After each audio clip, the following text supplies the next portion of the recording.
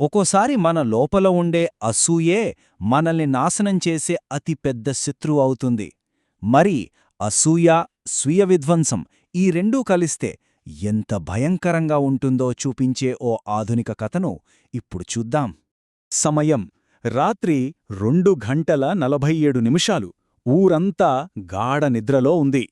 కాని ఓ పెద్ద బిల్డింగ్లో, ఓ విలాసవంతమైన ఆఫీసులో మాత్రం లైట్లు ఇంకా వెలుగుతూనే ఉన్నాయి. అక్కడ వాతావరణం కూడా ఏదో తెలియని ఉద్రిక్తతతో చాలా బరువుగా అనిపిస్తోంది. ఆ ఆఫీసులో ఒక డెస్క్ మీద ఒక చిన్న మట్టి బొమ్మ. వింతగా ఉంది కదా. దాని కళ్లకు నల్ల రిబ్బన్ చుట్టి ఉంది. గుండెల్లో 3 సూదులు గుచ్చున్నాయి. అసలు ఏంటిది? దీని వెనకున్న కథేంటి? ఈ కథంతా తిరిగేది ఆ ఆఫీస్ అధిపతి చుట్టూనే. అతని పేరు అనిల్ మల్హోత్రా. అతన్ని ఒక రకమైన అసూయ అనే వ్యామోహం పట్టి పీడిస్తోంది. అసలు ఎవరు అనిల్ మల్హోత్రా అంటే, చూడటానికి అతని లైఫ్ పర్ఫెక్ట్. సిటీలోనే టాప్ బిజినెస్ మ్యాన్, చాలా సక్సెస్ఫుల్, విఎం ఇండస్ట్రీస్కి హెడ్. లగ్జరీ కార్లు, పెద్ద బంగ్లా, ఆఫీస్ అన్నీ ఉన్నాయి. కాని ఇన్ని ఉన్నా అతని లోపల మాత్రం ఒకటే అలజడి. అదేంటంటే, అతని కాంపిటేటర్ నమన్ అగర్వాల్. అతని సక్సెస్ చూసి అనిల్ తట్టుకోలేకపోతున్నాడు. అసూయతో రగిలిపోతున్నాడనమాట. పరిస్థితి ఎక్కడిదాకా వచ్చిందంటే, వరుసగా 3వ మేజర్ కాంట్రాక్ట్ కూడా నమన్కే వెళ్ళింది. ఇంకా అనిల్ తట్టుకోలేకపోయాడు. ఇది మామూలు బిజినెస్ కాంపిటీషన్ కాదు. నమన్ కావాలని తన్ని టార్గెట్ చేస్తున్నాడు, తనను దెబ్బతీస్తున్నాడని బలంగా నమ్మడం మొదలుపెట్టాడు. వీడు నా ప్రతి డీల్ను నాశనం చేస్తున్నాడు అని కోపంతో ఊగిపోయాడు. సరిగ్గా ఇక్కడే మన కథలోకి నజర్ అనే కాన్సెప్ట్ వస్తుంది. నజర్ అంటే దిష్టి. మన పెద్దవాళ్ళంటుంటారు కదా, అసూయతో చూస్తే దిష్టి తగులుతుందని. సరిగ్గా అదే. ఇది ఒక రకమైన మూఢనమ్మకం. విచిత్రమేంటంటే, అనిల్ లాంటి చదువుకున్న మోడర్న్ వ్యక్తి కూడా వరుసగా ఫెయిల్యూర్స్ చూసేసరికి ఆ అసూయ వల్ల ఈ నమ్మకం వైపు అడుగులు వేశాడు. ఇక లాభం లేదనుకున్నాడు. తన సమస్యకు మామూలు పరిష్కారాలు పనిచేయవని డిసైడైపోయి ఒక చీకటి మార్గాన్ని, ఒక అతీంద్రియ శక్తి సహాయాన్ని కోరాడు. వెంటనే తన డ్రైవర్ని తీసుకుని ఊరి బయట ఉన్న శ్మశానానికి వెళ్ళాడు. అక్కడ చితిమంటల పొగ మధ్యలో ఒక అఘోరిని కలిశాడు. చూడగానే ఆ అఘోరికి అర్థమైపోయింది, అనిల్ వచ్చింది సహాయం కోసం కాదని, ప్రతీకారం కోసమని. అనిల్ కోరిక ఏంటో తెలుసుకుని శ్మశానం మట్టి, చితి బూడిద కలిపి ఒక భయంకరమైన బొమ్మను తయారుచేసి ఇచ్చాడు.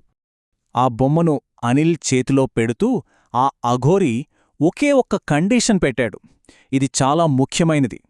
చూడు, ఈ మంత్రం పనిచేస్తున్నంతకాలం నీ మనసులో చిన్న భయం కూడా కలగకూడదు. ఒకవేళ భయం నీలోకి ప్రవేశిస్తే ఈ మంత్రం తిరగబడుతుంది, గుర్తుపెట్టుకో అని హెచ్చరించాడు.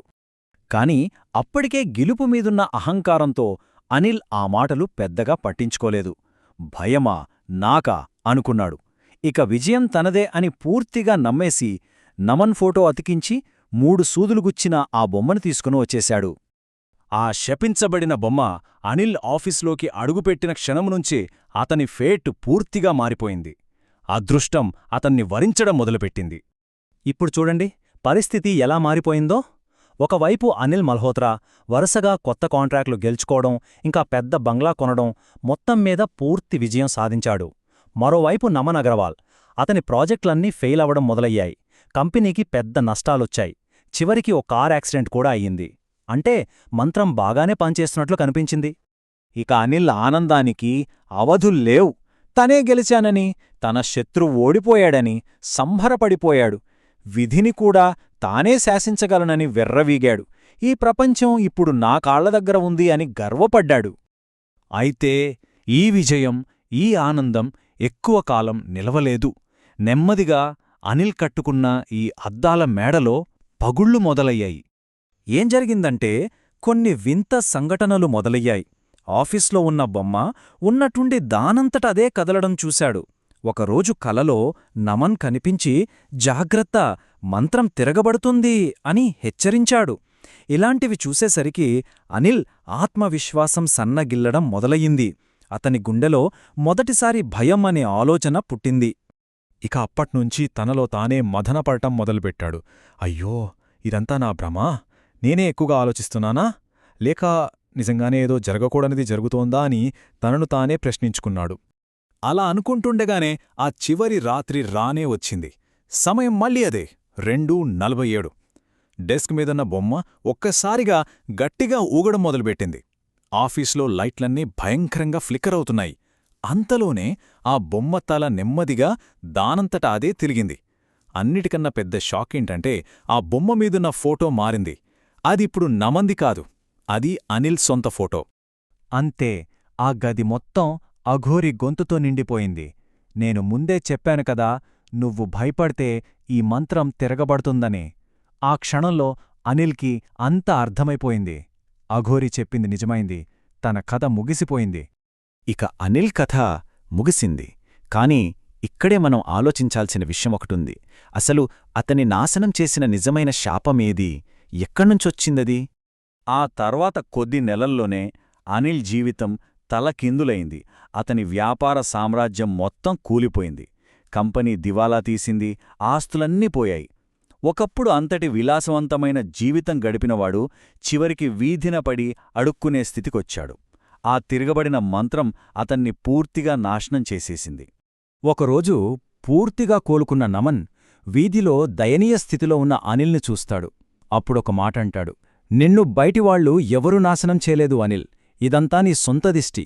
నీ సొంత కన్ను నీకే తగిలింది.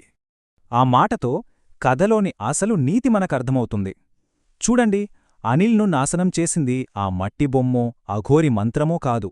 అతని నాశనం చేసింది అతని లోపలే ఉన్న అసూయ. వేరేవాళ్ల ఎదుగుదలని చూసి ఓర్వలేని తన మనస్తత్వమే అతనికి పెద్ద శత్రువుగా మారింది. ఆ చెడు చూపే అసలైన దిష్టి అన్నమాట. ఇప్పుడు చివరిగా ఒక ప్రశ్న మిగిలింది.